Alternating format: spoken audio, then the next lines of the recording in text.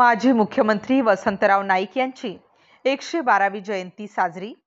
हरित क्रांतीचे प्रणेते माजी मुख्यमंत्री स्वर्गीय वसंतराव नाईक यांना आज जयंतीनिमित्त वसमत येथील वसंतराव नाईक चौक येथे त्यांच्या प्रतिमेस पुष्पहार अर्पण करून अभिवादन करण्यात आले।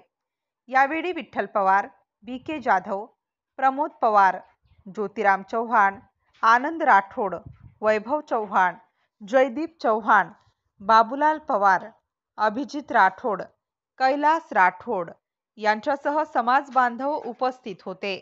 वसमत येथे वसंतराव नाईक साहेब यांची 112वी जयंती वसमतवासी सर्व वसमत रहिवासी यांच्यातर्फे वसंतराव नाईक चौक वसमत जिल्हा हिंगोली इथे साजरी करण्यात आली।